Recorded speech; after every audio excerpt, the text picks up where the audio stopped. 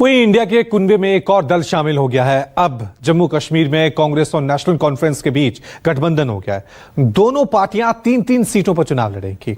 NC के नेता उमर अब्दुल्ला ने न्यूज 24 से खास बातचीत की।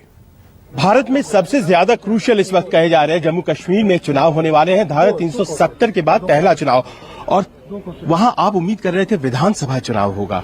विधानसभा चुनाव नहीं हुआ, लेकिन लोकसभा चुनाव, और आप लोग अलग अलग दिखाई पड़ रहे हैं। महबूबा मुफ्ती साथ नहीं है। आप उस बात को छोड़िए, कांग्रेस के साथ मिलकर हम इन 6 सीटों पे जो है हमने अपने उम्मीदवारों का ऐलान कर लिया है।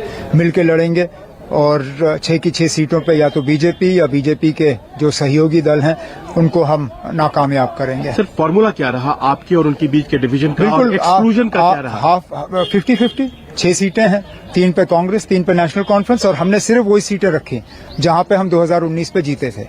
हमने वही सीटें रखी, उससे ज्यादा नहीं। इस बात को भी आप जानते हैं कि भारतीय जनता पार्टी अब पहली वाली स्थिति में नहीं है। वहां उनके भी सहयोगी खासतौर पर घाटी में हो गए हैं। तो ये क्या नया एक चुनौती होगा जो आप कंटेंट करेंगे?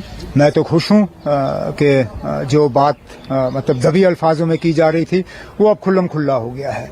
जिस तरह पिछले दिनों ये जनरल सेक्रेटरी बीजेपी के चुग साहब अल्ताफ बुखारी के घर गए, उससे तो सारा क्लियर हुआ कि मिल बैठ के ये लोग इलेक्शन लड़ रहे हैं। चाहे वो अल्ताफ बुखारी हो, चाहे वो सजाद लोन हो, चाहे वो बीजेपी हो। बड़ी अच्छी बात है। कम से कम अब कोई छुपी हुई बात नहीं है, वोटर खुद फैसला कर लेगा। फारूक अब्दुल्ला साहब पर सीधा अटैक पिछले दिनों आजाद साहब का हमने सुना। इसका मतलब ये कि कभी के दोस्त आज के सियासी दुश्मन। अफसोस, फारूक साहब ने तो ऐसा कोई उन पर कोई इल्जाम नहीं लगाया। फारूक साहब ने उन पर कोई अटैक नहीं किया। अटैक सीधा सीधा आजाद साहब की तरफ से, और जिस तरह जंग में कहते हैं ना, अनप्रोवोक्ड अटैक, टोटली अनप्रोवोक्ड। लेकिन किसके इशारों पे हुआ, शायद इस पे ज्यादा हमें ढूंढने की जरूरत नहीं होगी। आखिरी सवाल, 370 का एक नारा है प्रधानमंत्री का, और वो 370 जुड़ा हुआ है किससे?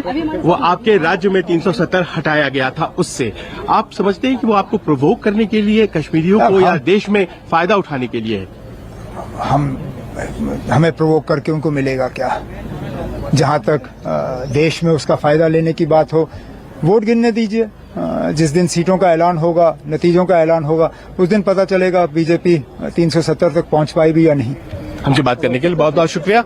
उमर अब्दुल्ला दिल्ली में, और सीटों का बंटवारा 3-3 सीटें कांग्रेस और एनसी के बीच, लेकिन महबूबा मुफ्ती इस गठबंधन की पार्ट नहीं है। कहा यह जा रहा है कि अभी तो नहीं, लेकिन विधानसभा चुनाव में संभव है कि सब एक साथ चुनाव लड़े। कैमरामैन अजय के साथ संजीव त्रिवेदी, न्यूज 24 दिल्ली।